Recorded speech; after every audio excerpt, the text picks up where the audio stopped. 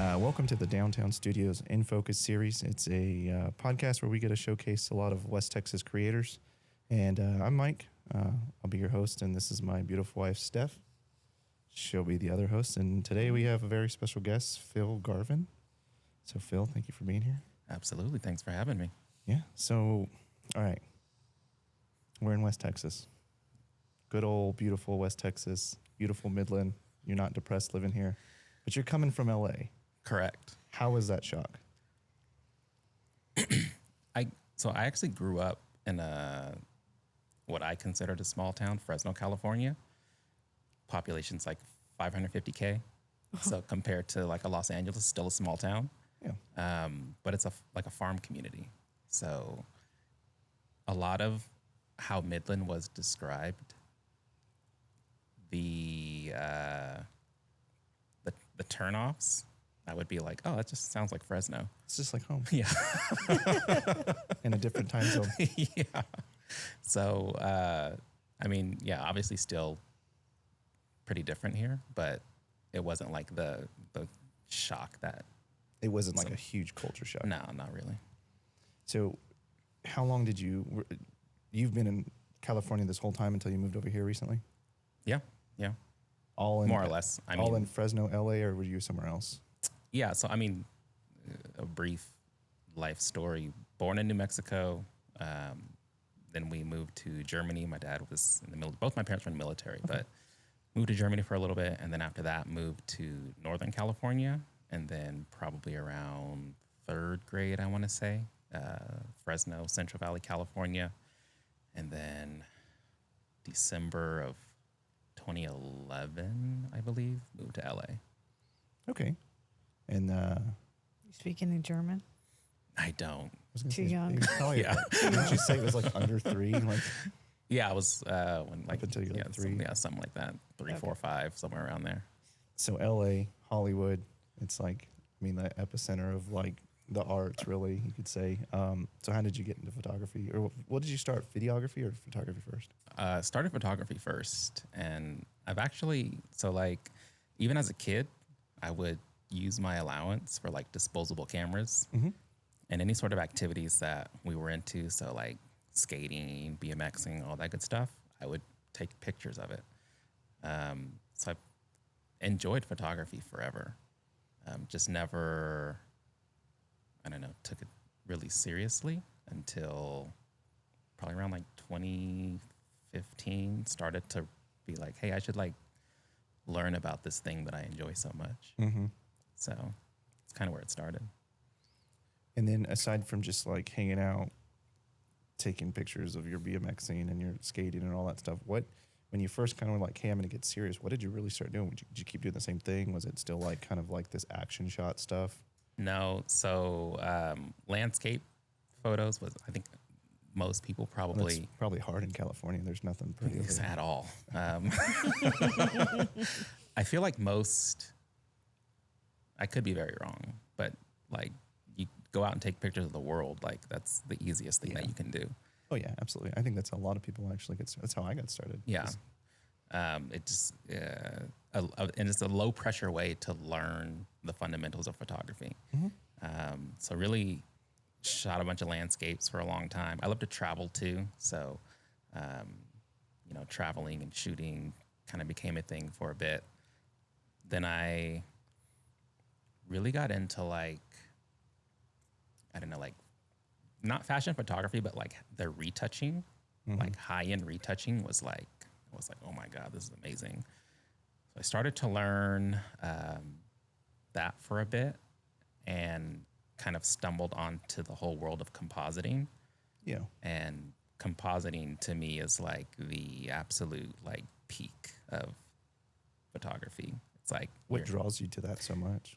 Because you're not taking an image, you're making an image. Okay. So it's like this thing that I have in my head, I'm going to capture all of the pieces that I need to create that and then create that.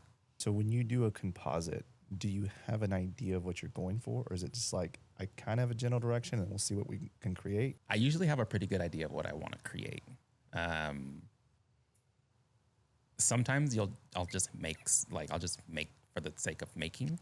But yeah, generally, I'll have some sort of idea. Or what I like to do sometimes is just go back through old photos and see what I have. And let's say, I might have a bunch of like, for a good example, like I had a bunch of shots from Iceland of like random glaciers and things.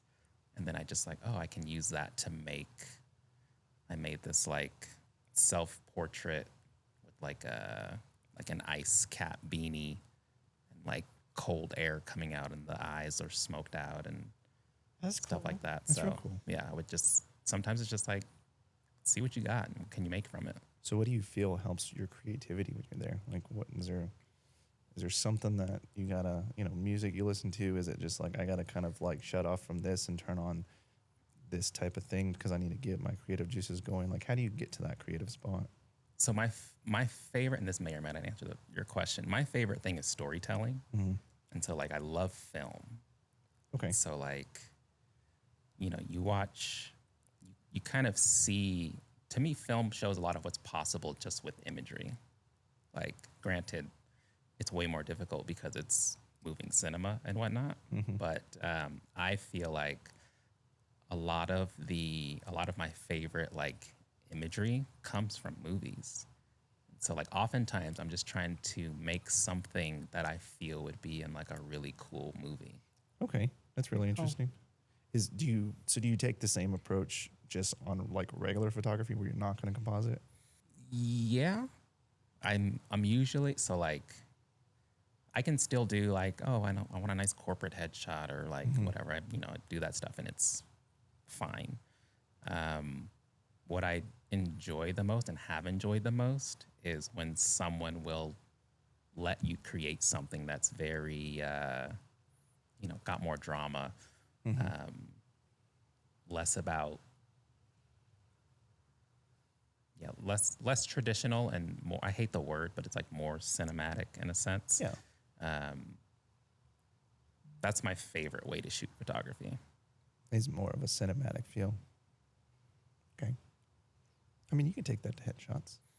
No, for sure. And like with the right person, they'll be all for it. A lot of, They just again, want the cookie cutter, give me this that I can put on LinkedIn. that part. So it's like, that, and a lot of that stuff, like for people, like it makes some money and blah, blah, blah. And I think that's all fine. But for like the creative side of things, like I just, I like more shadows in my shots than you typically see. Well, then I feel that really helps you prevent burnout, right?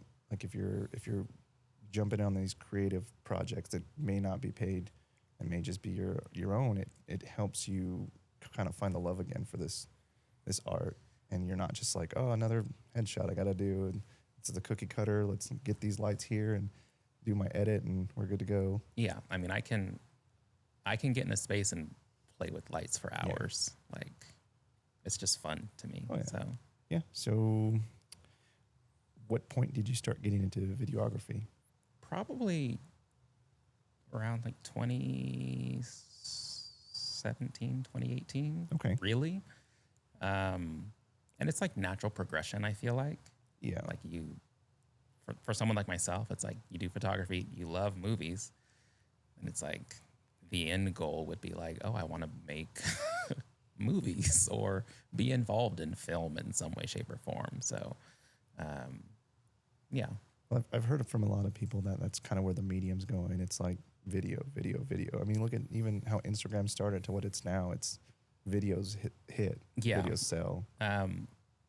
Video is probably the lifeblood of social media. Yeah.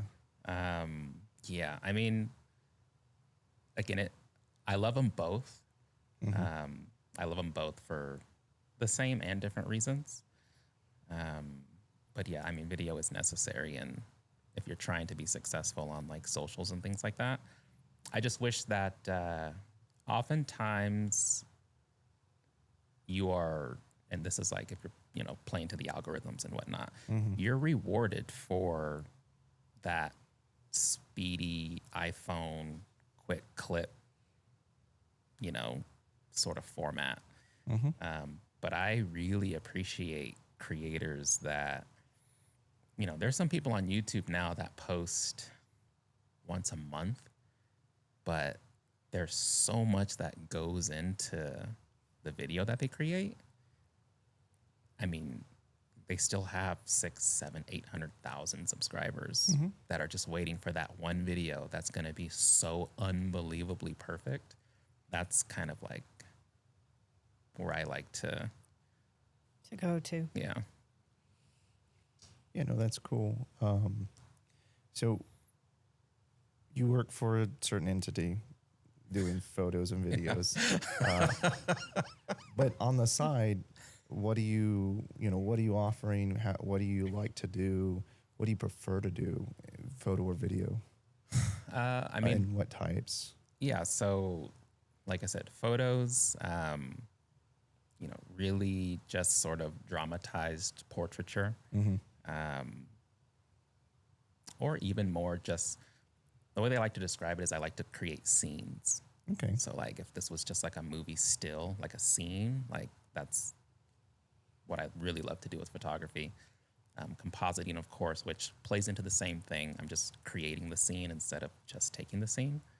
And then with video is kind of like this ever evolving thing for me.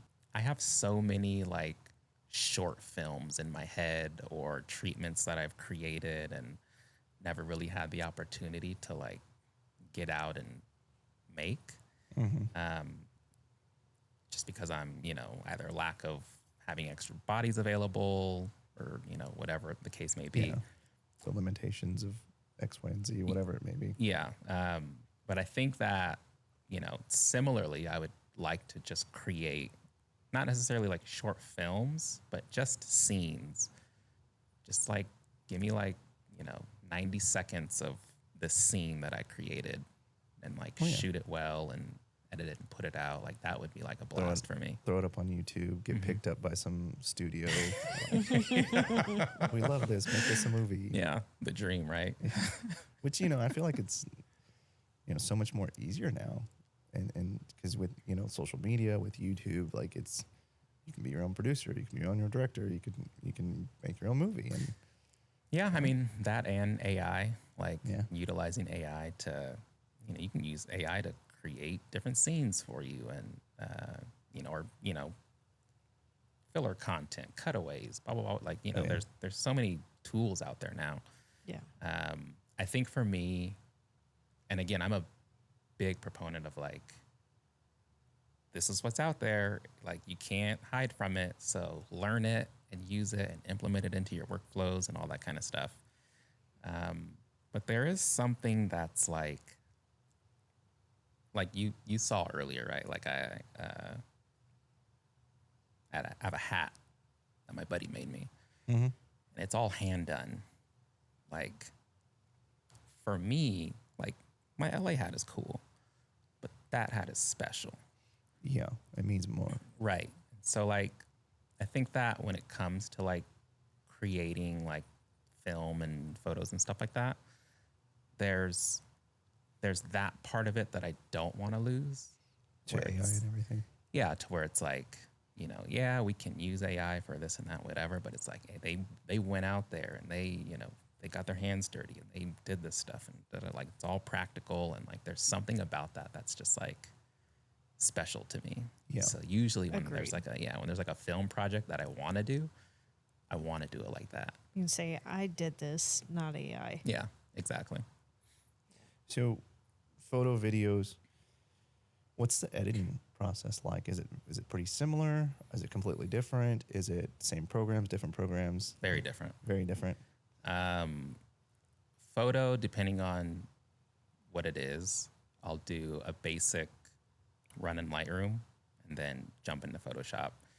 Me and Photoshop have been best friends for ever at this point. Video, so I edit to music 98% of the time. So the first thing that I'm doing is looking for the track. Once I have the song, now I can start the edit. So what I guess website, I guess you can say, what product or system do you use for music? So for work, I'll use Artlist. Personal projects, whatever track I'm feeling, especially not because with like Instagram and whatever else, it's like if the song's on platform, you can find a way to use it, and not deal with all of the licensing stuff. And it's not like I'm making money off of it anyway. But yeah, for work, Artlist is primarily what we'll use. And they have a great library of music anyways. Mm-hmm. The other thing that I really like, of which most platforms have, is just pulling the stems. So essentially the song broken down, and you can remove I want to remove the lyrics, or I want the drums to come in later, or whatever. I can move it around and play with all that stuff. And but yeah, music it's a dance for me. The video has to go with the song. So what comes first when you're getting this idea and the shot? Is it the music that influences the shot, or the shot influences the music? Or it just depends? It depends. Okay. So like if it's work, then it's like, hey, there's this thing, go capture it. Then I'm just out getting the footage. But when I get back, the first thing that I do is, I'm thinking, what is the event? What kind of feel do we want to have for this recap or highlight reel or whatever it is? And then I'm looking for a song that fits that. But also usually, like if I'm just out, like just driving around, song comes on, there's a scene playing in my head. So it's like I can see some sort of something, and it's just like, oh man, I know exactly what I'd want to shoot to this. So that's cool. That's cool. So you mentioned that you and Photoshop are like besties. So probably most of the photographers out here are pretty scared of it. I mean, I was at first, right? Like you don't know how to do it. So what would your advice be to somebody that's never really messed with Photoshop? Like how do you get in there without getting so overwhelmed? One, I would say like whatever it is that you want to do, like there's tutorials out there. So like just deep dive into tutorials, and don't just like do it one time and be like, oh, I got it. Like do it a bunch of times so that it sticks, and then 2, just play. Yeah. Like, and it's kind of in a way easier said than done, but like you'll learn a lot about any application by just like clicking on stuff. Yeah. Like, I kind of have this approach in life as well. It's not always the greatest. You can just Photoshop everything. Yeah. But I will just like if I get a camera, like I'll just start clicking on stuff. Like, what does this do? I don't know. Did I like? There's always a factory reset. Yeah. So that's the same way that you know what I mean. In Photoshop, it's like just click on stuff and play around and see what it does, and like you're not gonna break it. Well, I think I think that's actually really good advice, because a lot of times we feel like we get a camera and I'm like, oh, I have to know how to use manual mode, and I have to know how to no, just like get acquainted with your camera. Yeah, and like also this kind of goes against what I just said, but like if you know, like I want to use my camera for X, and this is just what I like to do, and I'm not worried about anything else, then like just learn that stuff and you're good. Like I'm sure I could figure it out very quickly, but I'm like, do I know how to take a photo on my FX3? I don't know. I only use it for video stuff. Yeah. So like, but if I need to take a photo on it, then I'll click on stuff until it takes a photo. Then I'm like, oh, that's how I do it. Yeah, and I can see why a lot of people kind of get started in landscape, because it's like, if I miss the shot, it's okay. That's it. No one's going to be mad. Exactly. Yeah.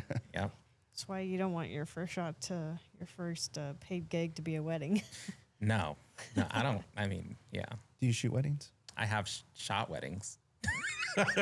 Like no more, too much? I think that it takes a special kind of person to have the type of empathy that you need in order to capture a wedding properly. Yeah. I don't know if I'm that person. I mean, that's fair. I'm at the wedding trying to you know what I mean? Like, how can I make this look as dramatic as possible? And it's like, that's probably not what they're looking for. Yeah. But yeah, I mean, I've shot weddings before. It's not my forte. I would definitely recommend others before taking that job myself. Do you do any like events or concerts or sports? Yeah, I've done all the above. Events are easy. They're fun as long as the people there are fun. You have a good time. I haven't done like a big concert, but I would love to do like a big concert, which I'm hoping that'll actually happen pretty soon. Yeah, that'd be cool. Yeah. What do you feel about some of the beta stuff in Photoshop? Have you used any of the like the AI where you can generate AI? Yeah. So I think that I think it's great in the sense that it's democratizing a lot of tools that, you know, again, like people who just never knew how to use it before can do it. Like if you know how to use Photoshop and you need to extend your frame, like always just kind of knowing how to do that. But now it gives others that ability to do the same thing. And same thing like people in video, like they can take you know, take their clean plate, put it in Photoshop, extend their frame, bring it back into their editor, and now they've got, you know, that piece that they need. So I think that those types of tools are actually really good. You also, though, have to be able to recognize like when it's not performing well and Yep. it's not perfect. It doesn't do everything great. No. And sometimes it's like, I'm sorry, but you got to get the pen tool out and Do your own thing. yeah. Yep. You Oh, know, yeah. it's for me. It's always hit or miss on that generate. Like, hey, I have an idea of what I want it to do, and I try to tell it what I want it to do, and it doesn't always end up right. You know, I'm trying to change this, that, or the other, and Or delete a person. That happens a lot when we shoot weddings. It's like, you know, like typically I'm in the back of the ceremony and she's up at the front. And so there'll be like frames where I'm like, I have to edit her out. But then it's like she's connected or standing in front of people, and it's like it just doesn't like that. It'll just it turns me into a random person. Yeah. so it's like, well, now I can't do that anymore. I got to actually do something different. Yeah. Yeah. So, I mean, again, if you're, depending on how acquainted with it you are, like, you know, sometimes you'll, you know, I might have a portrait session or something. And like in the session, I'm like, it'll be fine. Like, I'm not going to use that part of whatever. And then I, you know, get it into post and I'm like, dang, I really want to use that. That's why they say, you know, get it right in camera first. But like, again, for me, it's like, well, I'm just going to spend a little bit of time and, you know, rebuild this whole section of the frame. And it's like, not everyone can do that. So That's true. Yeah. it's like, That's true. if you have the ability to just circle around and tell it to do it, like, even if it doesn't do it great, it's like, it's better than nothing. Yeah, and we've noticed, I mean, we were kind of, you know, getting started. We wanted to learn a lot of the stuff on our own before we jumped into AI, but I didn't notice how much of a time saver a lot of it is. Just, you know, like aftershoot, we use aftershoot for cooling, or not cooling, culling. You know, and it's a huge help because we can finish a wedding in that night. I can throw it in there, you know, upload it all, start culling, go get ready for bed, and it'll be done. Yeah. And now it has, you know, options to edit based on your style, and it's not the only one. There's other programs that do the same thing. What's the other one that does it? There's aftershoot and there's like another one. There's Imagine AI. Yeah, that one. Oh, I think I've heard of that one. Yeah, Yeah. I mean that one's great. It also Imagine AI also allows you to put all your photos in, and it kind of learns your editing style, and then it will Yeah. cull and edit, which you know Aftershoot can do that too. After you've put so many images in it, I don't know. I love the fact that we can shoot a wedding, and you know we may because we're overshooters. So we may have 2,400 images for an 8-hour wedding. Yeah. And it's nice because we can put it in there and like, all right, well, here's, 1,400. And it's like, yay, I don't have to spend 2 weeks trying to cull that down. Yeah. Yeah. So it's nice. I will notice though, like especially like on weddings, like you'll really have to go back because sometimes like on the kiss, like the first kiss, it's like eyes closed. So it auto kicks auto out. shoot is like, no, I don't like this one. I like this one, but that's a better picture. And so Yeah. I kind of learned that. It's like, no, still need to kind of do a secondary cull where we're just like picking the ones that are going to be the best so you don't lose something. Yeah. I mean, for like, especially for work, like events and things like that, I probably should utilize something like that. I usually don't, but You pay by the hour. you feel me? Well, so how do you carry your gear? Do you sling it on a strap? Do you wrist strap? Do you use spiders holster system? Actually, she used the spider holster system, but like Yeah. Like when I'm out shooting? yeah. What do you like to use? So it depends what I'm shooting. I'm shooting landscape. It's on a tripod usually. If I'm compositing, also on a tripod. Oftentimes I like to do like a frame composite. So essentially, I'll either take a series of pictures to create one frame, or I'll keep the camera stationary and just put different things into the frame, and then pull it all together in the end. Outside of that, I just hold it. It's just in my hand. You're not worried about You're dropping not, it when it's your gear and not your business's gear or the business you work for's gear. Here's the thing. Again, I have the way I move through the world is a little bit different. There's just a lot of things I don't care about in the same way that other people do. So my gear has been through some things.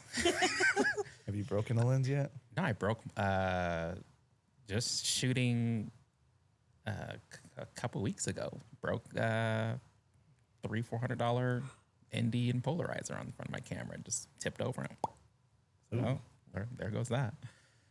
But again, like I don't know, there's just bigger things in life than my camera gear. So True. I mean, it sucks when things break, but it's like, well, I'm not dead, so. I mean, I that's a guess way when to you look put at it, like it could have died, but the lens took it instead. Yeah. But I mean, for video too, because I don't shoot on a tripod a ton for video. So I'm usually handheld or it's on a gimbal, which is me holding the gimbal. It's usually pretty sturdy, so I'm not really worried about it. So what's tripod? What's your like favorite tripod? What's a good one? Are you just Video tripod? I have the Small Rig Free Blazer. Okay. And I actually really like it. I mean, it's sturdy. And I love just single latch. Each leg has a single latch. So I can just one latch, move it, latch it back. You have to like deal with all these. Yeah, it's quick, and I can top load it. So it's not like slide in. A lot of tripods, I can top load it, and it works for, what is it, like Manfrotto and DJI plate. Okay. So like the plate that it comes with is like dual purpose. So nice. a lot of the plates, it's like, has to work for whatever system, and that the tripod head accepts both systems. So I can quickly come off my gimbal onto my tripod if I need to, which I like a lot. Make it easier. Yeah. Yeah, as Nice. much as I can like not necessarily consolidate, but like, Not have to have a bunch of different gear. yeah, I don't want like an Arca Swiss and a Manfrotto and DJI. Like I want to find a way that they all can be on the same system. So Yeah, that makes I it a like lot that. easier. Yeah. So when you're shooting video, do you ever just use like your cell phone? yeah. When do you know like I just don't want to get the camera out and the cell phone can handle this? Is there like a kind of a standard for you? I mean, yes and no. They say like the best camera is the one you have with you. So it's like True. in that sense, it's like your cell phone is always readily available. That's true. But also sometimes like I'd say like especially for like work, this is again one of the goals with social media is growth, right? And so like to grow on social media, oftentimes that less produced image, it just does better than if I was to pull out, an FX3 or the FX6 and try to make this video on XYZ. So sometimes that's how we're thinking. It's like, hey, like these sort of like quick explainer videos that we're gonna make, like shoot them on the cell phone because they'll probably perform better. Or sometimes like shoot them in the app because they'll perform better. Yeah. So sometimes it's like decisions like that. So when you get handed a project, they're saying, hey, we want you to redo a video that this is kind of our message or goal. What are the questions you're asking about this project? Are you asking like, what's our ultimate medium going to be? What's the feeling we're going for? Like, are you asking those questions, or are they just kind of like, hey, free reign, go do your thing? So first question I usually ask is like, where is this going? Okay. Because depending on where it's going to go, oftentimes that's going to dictate the format that it's shot in. Okay.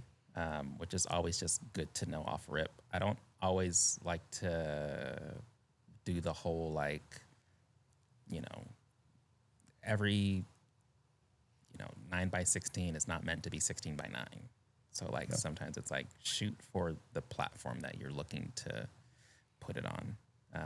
And then I'll go into like, all right, what is the feel of this thing? What is its purpose? Like, are we trying to entertain? Are we trying to inform?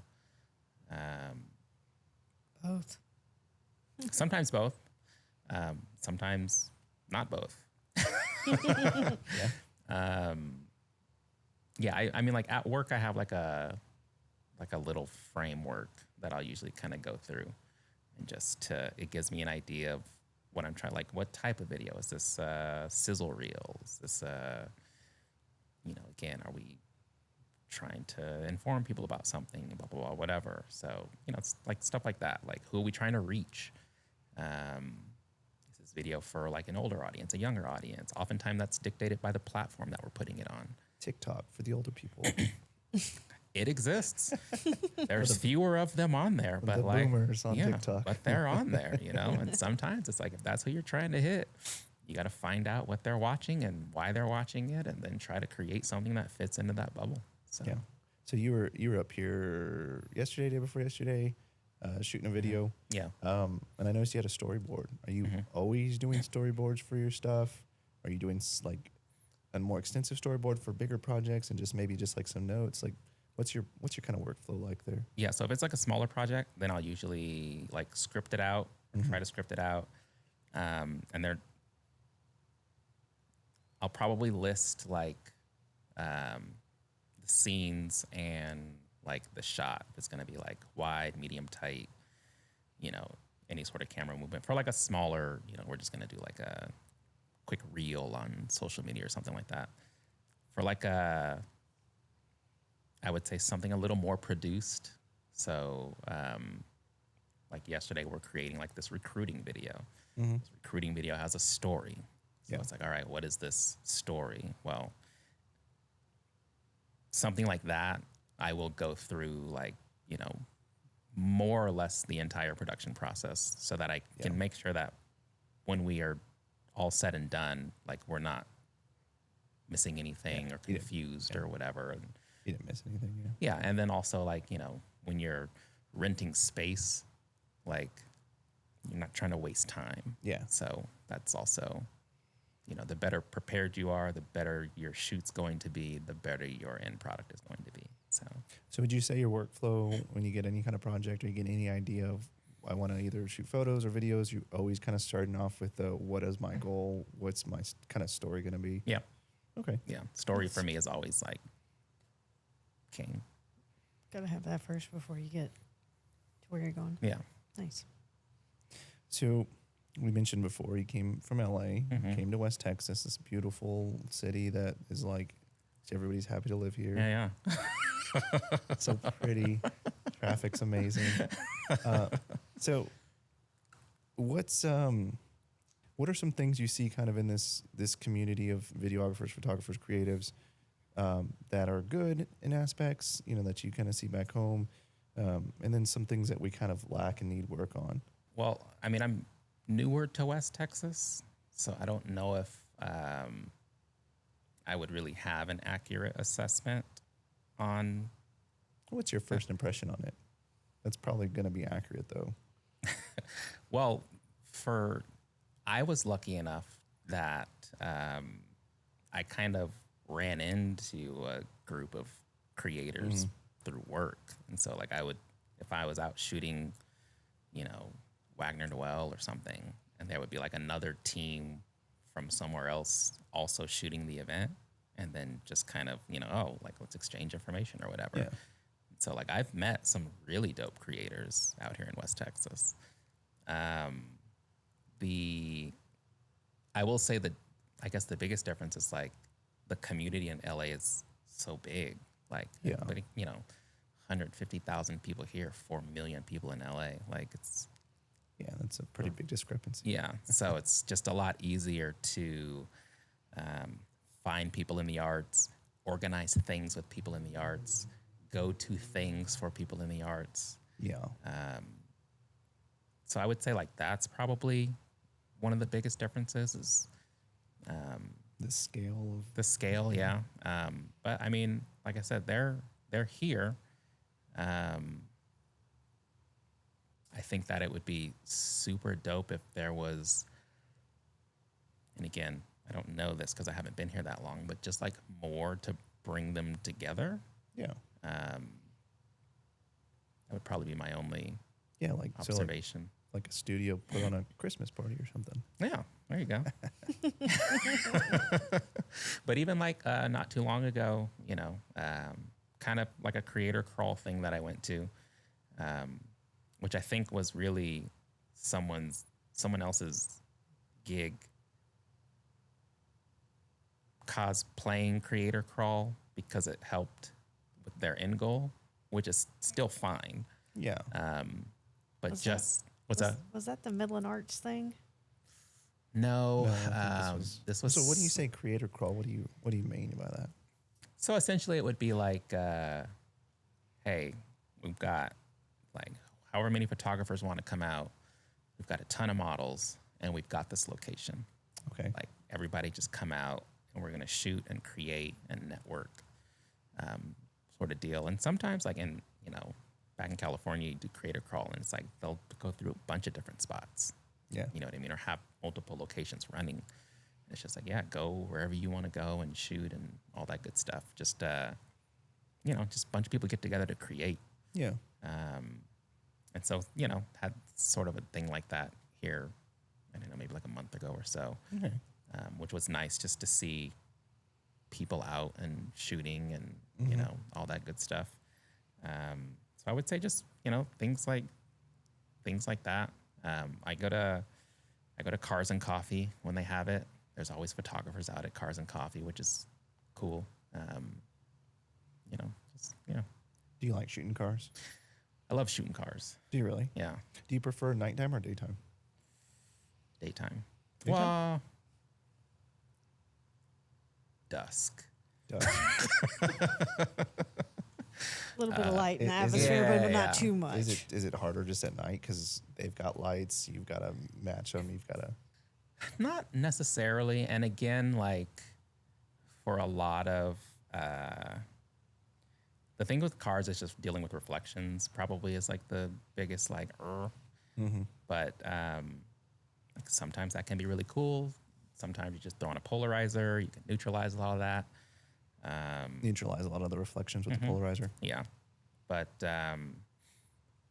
same deal. Like I have a couple car shots that I did not too long ago that I actually really like. One was of an M3. The other was like a 91 NSX. And technically they're composites because it's multiple shots. Yeah. Oftentimes I'll light paint. So just taking a bunch of pictures and just walk around with the light in different positions. And once I get back into Photoshop, just take all the best pieces and put it together, and that'll be my final edit. So, but yeah, I grew up in a car household, so I love cars. Yeah. Yeah. So you mentioned composites again. So Mhm. you have this one composite that looks really cool. And I'll let Steph look at it. So tell me about this. Was this like how did you come across like this is what I want to do? So, all right. So a little bit of backstory. I moved to LA in 2012, Okay.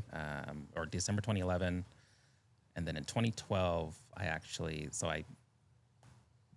grew up dancing, got recruited by the company that I am with now, Kinjas, which those are my guys, like for life. And so that particular project, there was some new kinesthetic stuff. So kinesthetic is the apparel line. And they were just kind of like, free reign, like, Do whatever you're going to do. Create something. So we had this building downtown. There was a noodle stand that we had created. And then, just kind of had this. So the one in the center, Mike Song, one of the founders of the company, the idea for him came from a game Tekken. Okay. So there's a character in Tekken who stands on his sword like that. That's cool. And I was like, that would be super dope. So did he actually stand on his sword? He did not. And then to add sort of, some variation and complexity to the image, I have the other two characters. One is myself and the other is another dancer named Noah, just kind of moving through the air. And then on that one you're looking at, I think that there's some stars and a moon, which I just was like, this just looks dope. So how many total images is that about? 1, 2, 3, maybe like 7 or 8. Oh, wow. And you're combining all of them in Photoshop? Yeah, and there's probably like, because like it might be like 7 or 8 total images, but it like the project file, like the number of layers is A lot. pretty ridiculous. Probably a Yeah. So It's very cool. nice. So how did you get him to not stand on his sword, but stand on his sword? How was that created? I want to say there's a black stool that he's sitting on. Oh, yeah. Okay. When you can see it on the edges, but you can't see it behind him. It just looks like he's standing on his sword. Yeah. So it's positioned. So the sword was positioned in front of him, and then the noodle stand was taken as multiple clean plates. Okay. And so anything that I put in that space, I always had a clean plate to go back to. So like, all right, I have this noodle stand. I'm going to put you in front sitting on the stool with the sword. I can remove the stool. I've got that clean plate back there to fill in whatever it is. So essentially what the clean plate does for you, like when you're trying to do like remove a person, the clean plate makes it so that whatever was actually back there is what I'm revealing when I remove that person. So anytime that you're compositing, you're going to have that clean plate because essentially I can just move things around. You're talking, And still have your original. Exactly. essentially. this is all in Photoshop, right? When you're talking about clean plate. Yeah, When yeah. you're talking about noodle stand, what exactly? This This piece right here. So piece? so it's always there. So no matter what image he was taking, it's always going to be there. So he can always refer back and fill in because he's got gotcha. an original image that he's. Yeah, so the noodle stand, weird. well, I said like, actually, now that I think about it, that's probably way more than 8 images because I had one light doing that. And I like So you had to do multiple. so the noodle stand was probably like 1, 2, 3, 4, 5 shots to create the lighting for that. And then each person, I want to say was either just 1 or 2 shots for each person. And then, whatever else. So In the lights, the little streaks of lights, the red and white, is that post? Is that actually there? I think we had light bars that we put up, and then I created the streaks. the streaks. Yeah. Okay, I see what you're saying. Yeah. How many times do y'all jump? They're not jumping. You're not jumping? No, they're on a ladder. Yeah, we're on ladders. That's awesome. Yeah, every person's shot individually, and then it's all put together. It'd have been cool if you were jumping. Look, man, They're taking like a long time though. there are limits to my athleticism. I mean, but that's actually really cool because you can't see any of that stuff, so it really does look like you guys are jumping. That's that's what That's the point of compositing it. is. Yeah. Yeah. So my favorite my favorite photographer of all time, his name is Eric Almus. Mm-hmm. If you look him up, does composites, but the composites look real. Like not even like he does like things that are very like fantasy driven and stuff like that, but he has images that you just look at it and you're just like, man, that is just an amazing image, and it's all composited. Yeah. It'd be like a dude, in a plane standing next to his horse with a lamp or something like that. And you're just like, man, that's a sweet image. And it's just like he put that whole thing together. That's really awesome. It always makes you wonder. To me, the composites that people put together, I'm like, how much time did it take A lot. to put that together? A lot. How much time did it take you guys? How much time did it take y'all shooting? I mean, shooting usually that one probably took like a couple hours at least. And then editing, depending on the complexity of the image, like sometimes it'll be a couple hours, sometimes it'll be 8, 10, 12. Just kind of depends on how crazy you're trying to go. Yeah, like it literally just depends on kind of how crazy you're, because you gotta put the image together and then go through all of the like once the image is together, you got to go through all of the normal steps of Editing and exactly. So now I got to go back and do my frequency separation and blah blah blah and all this, and then coloring and all that stuff comes after I can actually put the thing together. So yeah, sometimes it does take like a week or so to complete an image. Yeah, That's awesome. that's awesome. That's really good.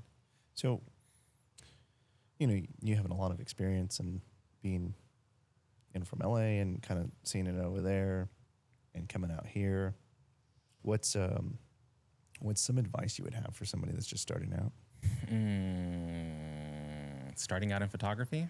Yeah, or videography, or just wanting to be a creative. Like, what's some advice you'd have for these people? Just make stuff. Make stuff. Like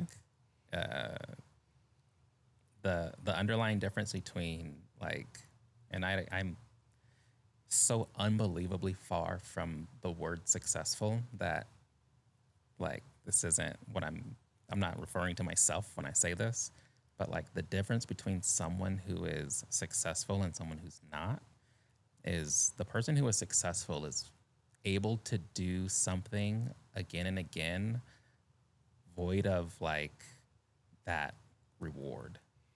Yeah. So like, are you willing to go out and just create images for the next year and no one know who you are or what you're doing or what, like, are you just willing to do it because you love it or whatever, you know what I mean? Just again and again and again and again and again with no reward. I think if anyone can do that, you can be successful in anything. So yeah, to people out there that want to like be creators, create. No, that's good advice. I like that. You got to always take that first step. Yeah. And I feel like that's like a hindrance to a lot of people. It's like either they don't know where to start or they don't know how to start. It's like sometimes like just go out. I hear that all the time, and not just in like photography stuff or videography. It's like, oh, I don't know where to do. Yeah, I don't know where to start. Yeah, neither did I. Just do something, like, and it's probably going to be wrong. Yeah. It's going to be wrong. It'll probably be bad. Yep. But it's a step. Exactly. But you have to get that momentum going. Like you got to get on the journey. You can't just stare at the train. So, Nice. yeah. Yeah, that's good. So out here, and I'm sure that's not just out here, but it's probably a lot other places too. There's a big buzzword of, community over competition. What are your thoughts on that?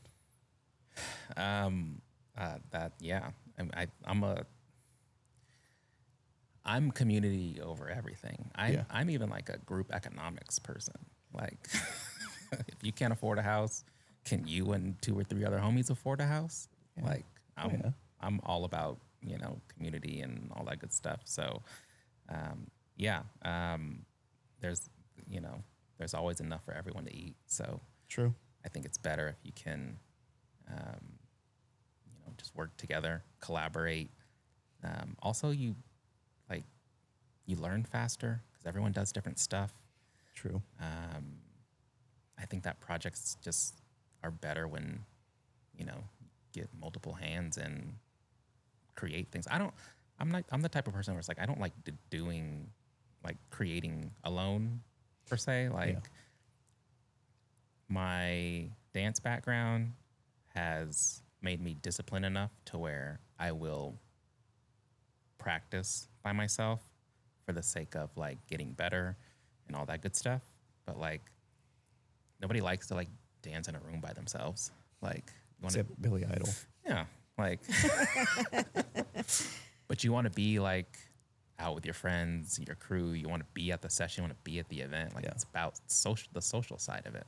Yeah. I think the same thing with creating. Like unless you're creating just to show yourself stuff, like That makes a lot of sense though. You know what Like I mean? we're creating images to be shared exactly. so that everybody can enjoy, and it's not like you're just creating images to put in your room and just go and look at it by yourself. Exactly.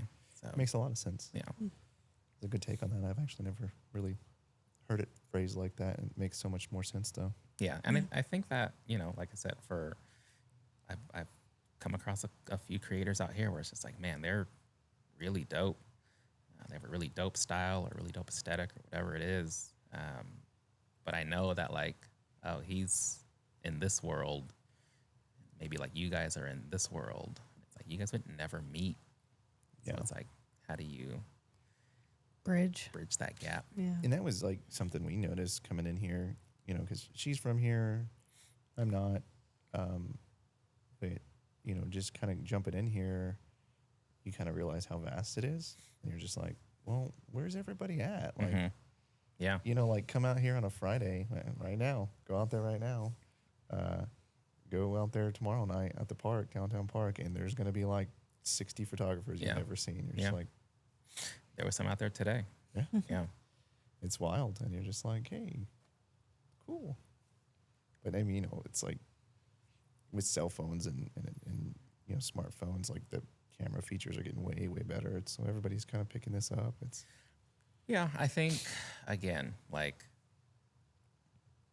best camera's the one you have with you. However, if I'm at a wedding, everybody's got their phones out. I see somebody over there with that R5 and that 70 to 200 mounted to the front. I'm going to say, hey, everyone, I think, I could be wrong, but I think their images are going to come out a little bit better. So let's just get out of their way and just like, we'll just ask them for them later or something. so I'm always the one at weddings that I'm she'll like, like straight up go. Like, just Yeah, that's how I'll feel. sometimes I have to be, I hate to say it like that, I have to be the mean person, but I'm like, Yeah. thank you. yeah, that's happened a number of times. And then, you know, we've been to weddings where They're leaning out into the aisle. yeah, we're like, Yeah. Oh, no, oh man, someone recently told me this wedding horror story where like someone's like aunt or something like that showed up late and the bride is like getting ready to do like her walk. So like, then she's like, you know, bumps into, oh my God, congratulations, whatever. And she's like about to go. And then Everybody's waiting for her. right. But then she starts to do the walk and she starts walking with her cell phone out. oh my God. Just like, yo, I don't know what I would do in that moment. That's where like the That's why- photographer needs to come in and be like, "Go sit down." Yeah. Somebody. Or like the Thank you wedding so coordinator. much. Yes. Let's find you to your seat. Yeah.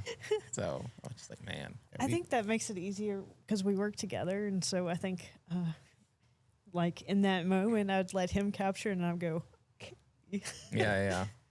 Yeah, because we've been to some, we've seen some where they, you know, walk down the aisle and then before they actually get started, the officiant will be like, get your pictures out now, and then let them do their jobs. Mm-hmm.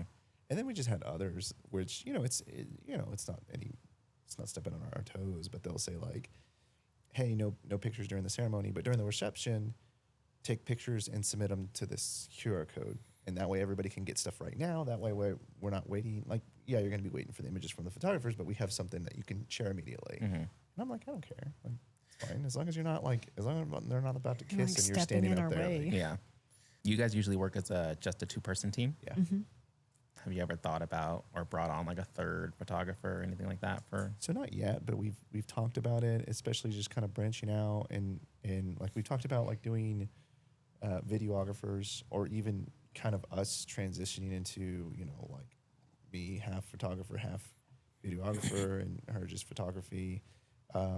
We've about bringing on an intern. Yeah, like maybe trying to do some like little like assistants, interns, like bringing people that are just starting out and have no idea how to get started, and it's like you clearly don't want to do a wedding first thing ever that you've ever done. Yeah, and it's like, come on, like we'll show you some of the ropes and whatnot.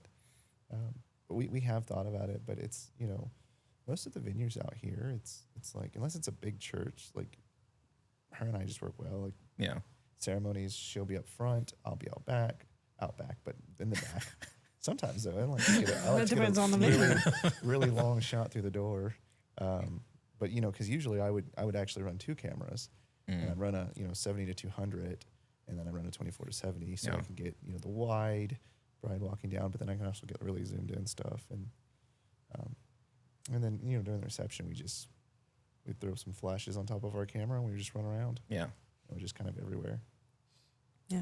One thing I'll say with the being a hybrid shooter, like even for work now, when they'll send me to stuff where there's probably technically time to do both, switching back and forth, but it's like, oh, we want to go to this event and like we want photo and video, and it's like you're sitting 2 of us. It's easier. I would think that would be easier to have one person. You know, your job is video, your job is photography. Yeah. I would feel like that would be easier because you may catch it with a photo and may miss it with a video. That's exactly that. And just like for me, I'm in 2 very different mental spaces when I'm doing photography versus video. And there's been times where it's like you're doing the video stuff. Let's say like not as bad if you have like multiple bodies, which I do, but for some people, like let's say you have one body. Yeah. And then you go back and you switch all these settings back to do photo stuff. And then you go back to doing video and you like your settings are off now. And it's like stuff like that where it's just like, it's rough. That's having to switch back and forth. And no. Yeah, that's a little bit too much. That's too much. You know, we've talked with some videographers. We've worked with like one actual videographer, and then we worked with like somebody's, like at a wedding, and then we had a wedding where like somebody's friend was like trying to videotape, and we're just like, bro, like, get out of my shot for a sec. Like, let me get this, and then you can step in. Yeah. But I mean, it's you know, we've worked with one where he just ran 2. He ran 1 stationary and 1 holding, and then I know some other videographers that'll run like 6. Oh yeah. And they'll run like, they'll get every angle because they're getting like a whole like movie. Yeah. Like the whole thing. It's not just the highlights. Yeah. And so it's like, hey, Yeah. And then, you know, just doing this, that introduced me to editing video, and it's just like a whole nother beast you got to learn. Yeah. It's fun. Yeah. Well, that's where AI really came in. So, you know, researching how to just edit podcasts, I came across Autopod, and it'll do the cuts for you. Yeah. And I mean, I'll still go back and double check, and I'll extend some and change some up. But I was talking to another friend of mine who, you know, used to do a bunch of video and podcast stuff like that and editing. He was just like, I would be out of a job now. Like that used to be like my job, just editing these videos. And well, the funny thing is like I hear that statement and I get where he's coming from, but I think the opposite. Yeah, it'll allow you to do more. It's just helping you. That's it. Produce quicker and exactly. So I think that the obligation to produce more of an editor is just, you got to, you know, you have all these tools to help you be faster and more efficient, all that good stuff. So, and ultimately, like, here's the one thing about AI that a lot of people miss. It's like, it's the same as like muscle memory. Like, AI doesn't know if something is good or bad. Yeah. It just knows that it's within the realm of the parameters of whatever it is that you're trying to get it to do. So like, it still takes someone to be like, yeah, that's a good clip. That's not a good clip. You know, all that good stuff. So and then you have that human like taste, right? Like you have people have their certain tastes. And like you can tell AI all day what you want, but it's like, oh, there's like, you have to have that little human element. Yeah. I think a lot of that comes with emotion though, right? Mhm. Like I don't think, I don't know if an AI is going to be able to get that. Whereas you experiencing those emotions and knowing those emotions, know what to look out for. So it's like, how do you turn that into words or parameters for AI? Can you even do it? No, I mean, surely robots can't, get those emotions. Yeah, I mean the machine's not going to get the emotion. I think that like, let's say like for video editing, like, you could probably prompt something in a way to where it captures whatever, like for instance, it's like, when you watch a movie and there's a scene where it's like, it feels like it's going on for too long, but it like, that makes it like really tense or really funny or really something. The It's build like, up. not even the build up, but like, I don't know, something happens. Let's say someone like falls and they're just like staring at them and the camera's just there for like a really long time before the person finally like stands up and like brushes himself off and like walks out of frame or whatever, and then like there's a reaction, and that awkward length of time is kind of like what makes the scene work. Yeah. I think like you can probably prompt a lot of that stuff into AI, but to what like accuracy, I'm not sure. Yeah, I see that. I see that for sure. But yeah. Well, Phil, thank you for coming out. Thank you for talking with us. It's been a pleasure. Thanks for having me. Yeah. And so how can people find you? What's your tags on Instagram and Facebook and all the like? Everything, Phil Garvin, Instagram. There's Phil Garvin. Most of my imagery is on PGPMD. Okay. PhilGarvin.com. Phil Garvin. Pretty straightforward. Yeah. Well, again, thank you for coming out. Yeah. Thanks everybody for watching and sticking this out this long. Don't forget to follow the Downtown Studio Midland on Facebook and Instagram at the Downtown Studio Midland. And again, thank you, Phil, once again. Thank you, Phil. It was fun. It was a fun conversation. Yeah. And so we hope to be doing some creator crawls with you. I'm down. Something. Let's do I it. don't care what it is. Let's just make stuff. Yeah, absolutely. Give me a reason to buy that Ninja, the margarita maker. Yeah. There you go. Yeah. So, but anyways, I'm in. Well, again, thanks again, and we'll catch you on the next one. See you next time.